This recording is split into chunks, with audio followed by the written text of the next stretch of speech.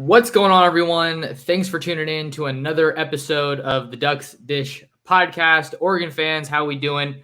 If you're new here, I'm your host, Max Torres, publisher and lead editor of Ducks Digest, covering the Oregon Ducks for Fan Nation over on the Sports Illustrated Network. We have a recruiting-centered episode for you guys today. This is being recorded on Wednesday, but it's probably going to end up going out on the podcast and YouTube platforms on Thursday as I hit the road to travel back to the Bay Area for Oregon versus Cal. May or may not do some additional recruiting coverage while I'm out there, but you'll just have to stay tuned for that. Quick, before we get into this episode of the pod, friendly reminder to like, comment on the video and subscribe to my YouTube channel if you haven't already. In case you're new, youtube.com /Oregon football Max Torres is where you can find us. But kindly ask that you help me out there and lock in with me on Twitter at mtorresports. So without further ado, let's get into today's episode. That is recruiting focused. Like I said, we're going to be talking about Oregon's newest commit on the recruiting trail, and that is 2023 junior college offensive lineman George Silva. George Silva has committed to the Oregon Ducks, and he is the latest pledge in Dan Lanning's 2023 recruiting class. George Silva stands 6'6", 6'7", and just about 300 pounds, so another massive body for Adrian Clem and this offensive line staff in 2023. He attends Fullerton College in La Habra, California. So yet another Southern California commit for Oregon in this 2023 class. Silva was kind of an under-the-radar prospect. He got offered by Oregon. I want to say it couldn't have been more than a month or two ago. I know it was certainly here in the fall. So a newer offer on the recruiting trail for the Ducks this cycle. And really not a whole lot of other recruiting interest for Silva, at least at this time. The only other reported offer coming from New Mexico State. So it makes you think he might be a little bit more of a project along the offensive line. But at the same time, seeing that he's a junior college guy, JUCO guy, he does come with some experience as well, and probably more of a college-ready frame, right?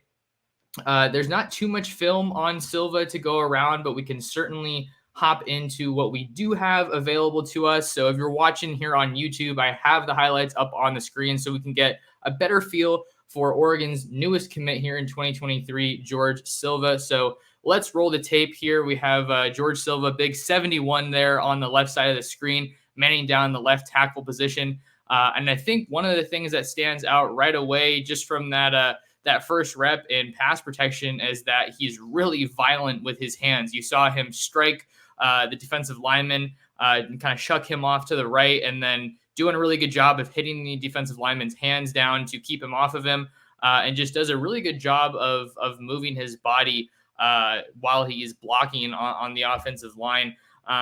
Just kind of some first impressions from what we've seen from him on tape. I've watched some tape of him so far today. It seems like he excels more so in the pass game than the run game, but he moves really well, I think, for his size, which is something we actually just heard Dan Lanning talk about today when he was kind of giving some of his final remarks before the Ducks faced the Cal Golden Bears. He was asked about Malisala Amavailaulu, who for short goes by Sala, who is another junior college offensive lineman that is at Oregon. Ducks got him out of Navarro College in Texas. He was the top junior college offensive lineman in his class, I believe.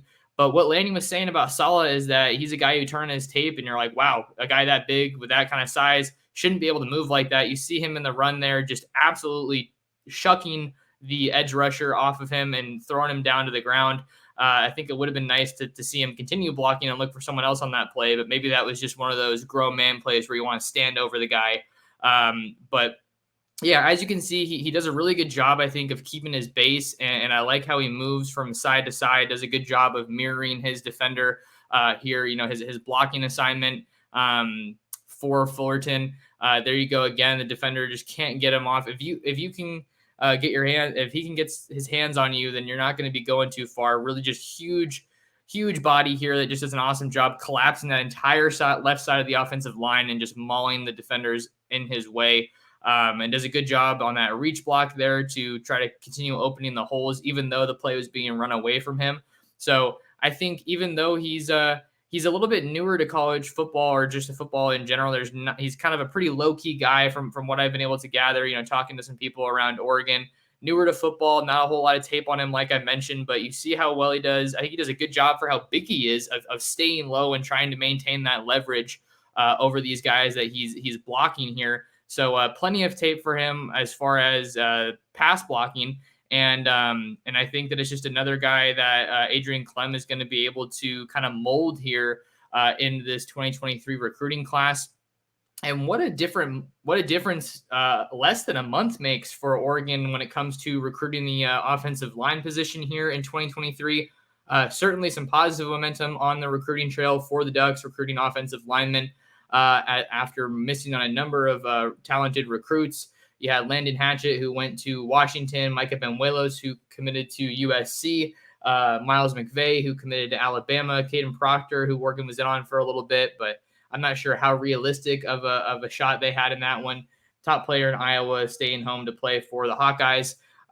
So those are some of the people that Oregon's gone after in the 2023 recruiting class, and then things haven't necessarily gone their way with every one of those prospects, but that's okay because now the Ducks have 4 offensive line commits in 2023, and boy, is it a major position of need for them in this class, given all the talent that they are projected to lose and expecting to lose after this 2022 season. Oregon's offensive line has been absolutely dominant, pretty much the best in the country, at least from a statistical standpoint. Only 1 sack allowed through 7 games. That is absolutely ridiculous. No other team in the country can say that. But like I was saying, a lot of talent is slated to depart from Eugene after this season. You have Sala, who I talked about a little bit earlier, man in the right tackle position. Sala's going to be gone. Ryan Walk should probably be gone. Alex Forsyth, man in the center position as well, should be gone. TJ Bass, the starting left tackle for the Ducks, could be gone. Stephen Jones, I think he's a little bit up in the air just because he's been hurt for pretty much, almost the whole season at this point, save 1 or 2 games. But since it looks like it's going to be a while before he comes back, maybe he chooses to, maybe he can kind of seek a medical red shirt since he didn't even play 4 games and maybe comes back next year for Oregon. But you also have Jackson Powers Johnson, who's seen a lot of playing time. He should be coming back next year. Marcus Harper II, who has filled in for Stephen Jones at left guard. He's probably coming back next year, which is great for Oregon. Josh Connolly Jr. has played a lot of snaps as a true freshman. So there's pieces coming back for Oregon next year. But this is kind of the most unknown or murkiest the offensive line picture has looked for Oregon in quite some time. But they have recruited a lot of top-tier talent. You also have Dawson Jaramillo coming back. He's played a really good amount of college snaps, even though he hasn't really cemented himself as a starter during his college career. But looking at this 2023 recruiting class for Oregon, you just got to get up to speed on some of the other names that they've been able to bring in here in the 2023 class, specifically at the offensive line position. George Silva is the 4th offensive line commit for Dan Lanning, Adrian Clem, and the Ducks here in 2023, with the other ones coming from Iapani Laulaulu, the Farrington interior offensive lineman from Honolulu, Hawaii, younger brother of Faupe Laulaulu, who's already at Oregon. All of these guys have pretty much just crazy size for the offensive line position, save 1 commit that I'm going to talk about in a little bit. But you have Iapani here, 6'2", 355. Is what he's listed at on 247 Sports. So he's another commit playing the offensive line for Oregon. Lipe Moala out of Santa Ana, Mater Dei, 6'6", 330. Had a recent conversation with him, and he just talked about how much he loved that fit at Oregon with the culture.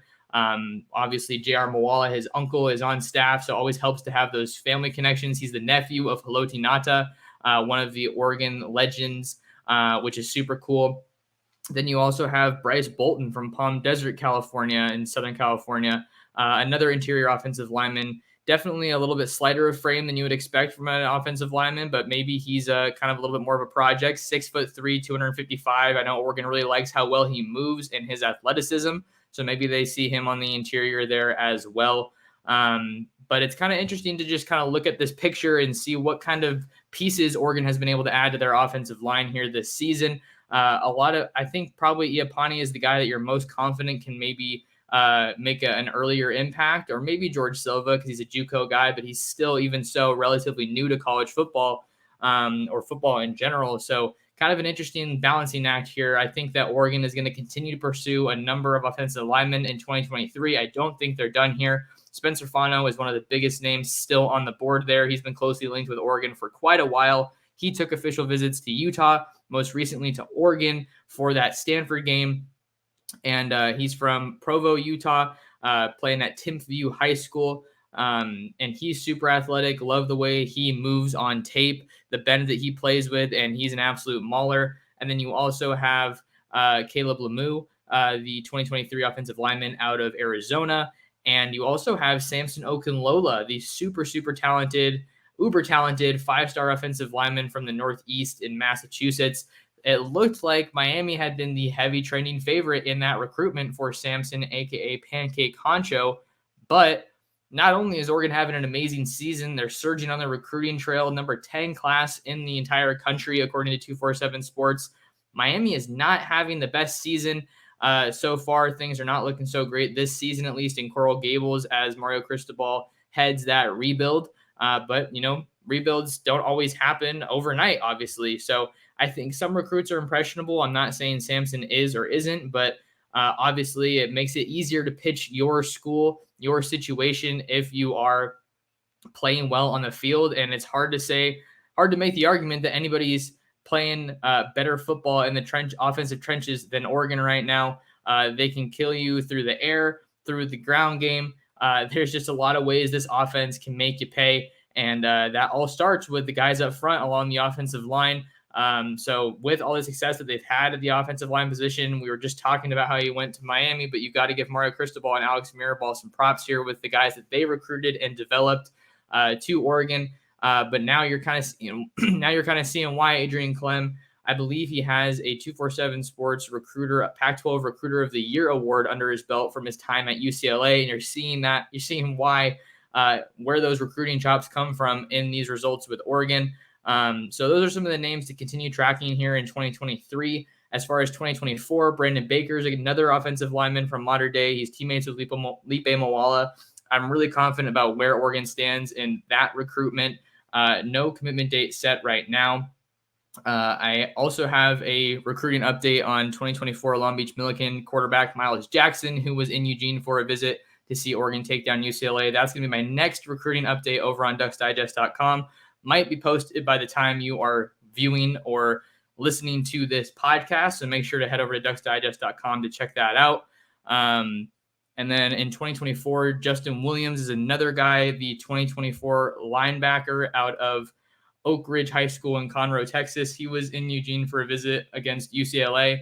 So that's another guy from kind of what I'm hearing. Oregon feels really good about where they stand there. I like Justin Williams to potentially end up at Oregon, but we'll have to see if any new word comes from that recruitment. But really good for Oregon to get a start in that 2024 class with AJ Pugliano, the 2024 tight end from North Medford, hopping on board earlier this week. But that'll do it for us here on this episode of the Ducks Dish podcast. Just a quick episode to kind of knock out here to cover this big news for the Ducks on the recruiting trail. A reminder to like the video, subscribe to the channel, and leave me a comment on how you feel Oregon's 2023 recruiting class is coming together. And follow me on Twitter at @mtorresports. Until next time, thank you so much for listening to another episode of the Ducks Dish podcast.